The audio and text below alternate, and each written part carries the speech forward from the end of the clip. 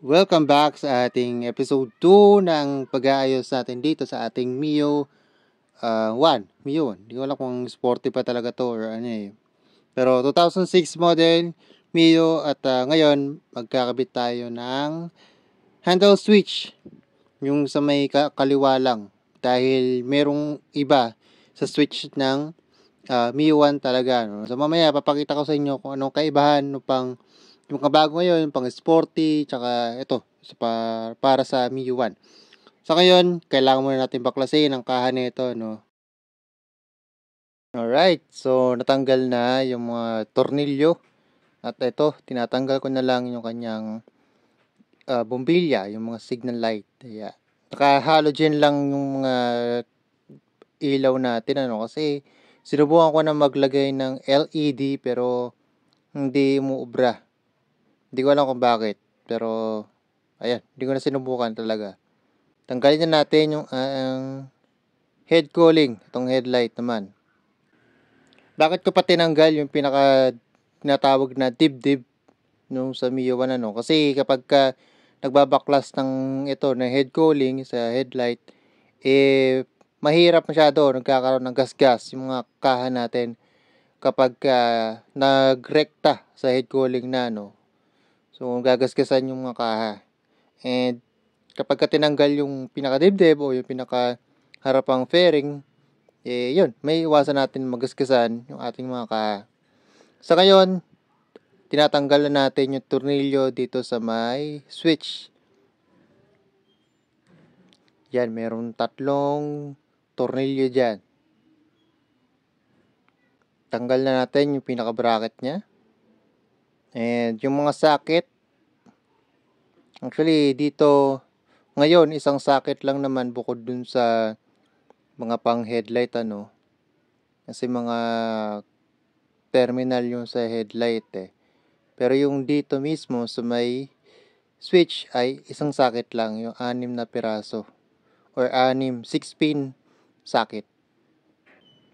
Okay, natanggal na yung pinaka switch.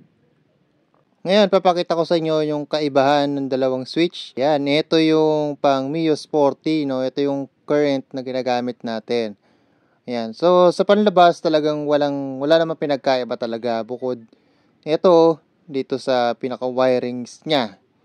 Dahil ito ay merong 8 na wire, isang socket, tsaka dalawang terminal, 8 wire lang.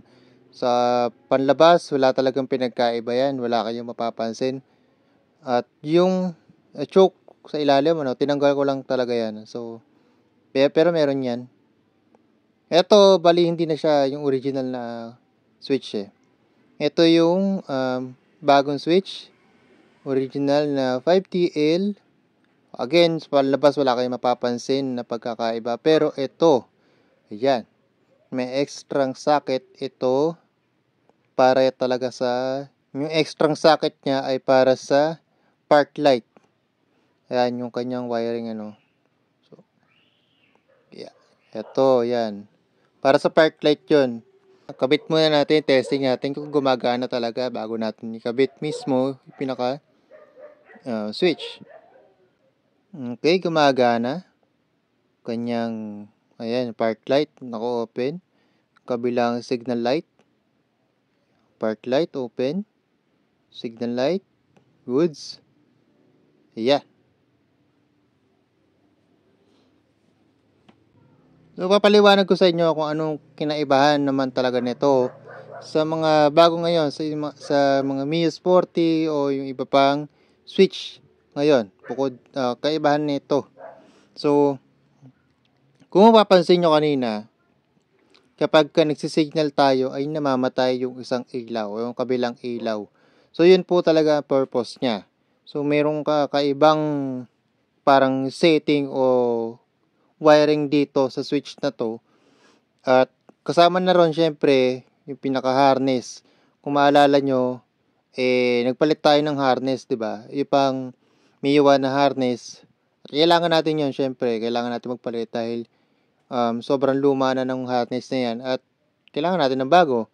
Pinalitan din natin ng bagong switch para mag-function ng maayos yung mga ilaw natin. So, dati, wala tayong park light talaga. So, kapag mabiyahe tayo or ginagamit natin, lalo kapag kagabi, hindi nakabukas yung park light niya. So, headlight lang ang makikita sa motor. Makikita na lang o gagana na lang yung ilaw kapag magsisignal tayo.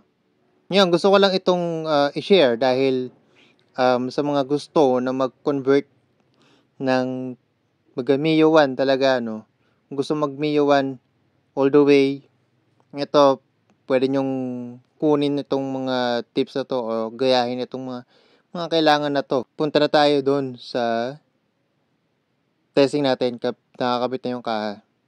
Alright, so ito medyo madilim-dilim na para mapansin nyo rin yung ilaw niya, no? Ayan, yung headlight natin. Ayan, low and high. Yung low natin is dilaw. Yung high yung puti. And yun, yung park light. Ayan. Ayan yung park light natin. So, kapag nag-signal, namamatay yung isang ilaw. Ayan. Ganyan siya. And sa switch mismo ng park light, magagamit na natin yan. Ito kapag nakapatay lahat. So, ganoon lang din. Yan, maraming salamat sa panonood. Till next episode.